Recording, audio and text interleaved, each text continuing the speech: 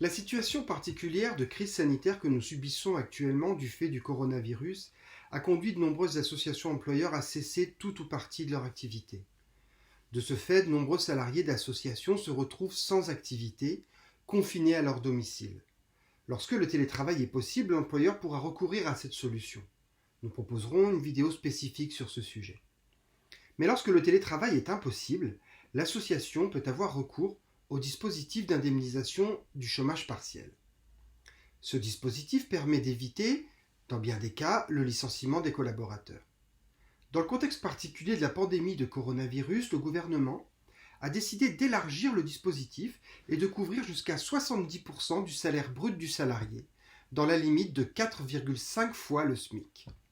Concrètement, le salarié pourra toucher environ 84% de son salaire. Pour les salariés au SMIC, la compensation sera même intégrale. Le dispositif est régi aujourd'hui par l'article L 5122-1 du Code du travail. Que doit faire l'association pour bénéficier de ce dispositif ? Eh bien, l'association, tout d'abord, doit déclarer son activité partielle dans le délai de 30 jours. L'employeur devra faire l'avance du salaire et se fera ensuite rembourser. Pour bénéficier de ce dispositif, l'employeur devra effectuer sa demande auprès de la directe, afin d'obtenir le remboursement des sommes avancées aux salariés. D'une manière générale, et en dehors du cas particulier du coronavirus, l'entreprise doit apporter la preuve qu'elle traverse une période qui l'oblige à réduire ou à suspendre son activité économique, pour une des raisons suivantes. Ça peut être un sinistre, des intempéries exceptionnelles, une conjoncture économique particulièrement défavorable. Dans le cas du chômage partiel, la réduction de l'activité peut se traduire par une diminution du volume de travail, c'est-à-dire moins d'heures par semaine à réaliser, ou par la fermeture de l'association ou de tout ou partie de ses établissements. L'allocation qui sera versée par l'État ne peut en tout état de cause dépasser 1000 heures par an et par salarié. Quelles sont les étapes à respecter ? Le dispositif est encadré par la loi et toutes les démarches sont à réaliser par l'employeur.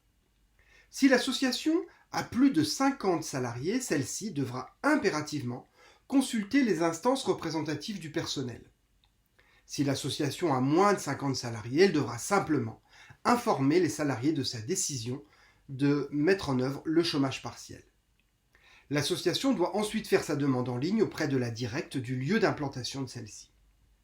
Le salarié ne peut en aucun cas refuser la mise en chômage partiel, puisque le contrat de travail est maintenu. Seule son exécution est suspendue. Rappelons enfin que si votre association fait appel à des indépendants ou à des auto-entrepreneurs, eh bien ces derniers pourront bénéficier d'une aide gouvernementale exceptionnelle de 1 500 €. Cogito et le DSU de Boulogne-sur-Mer continueront durant cette période à vous apporter les informations nécessaires au fonctionnement de votre association. En attendant, prenez soin de vous.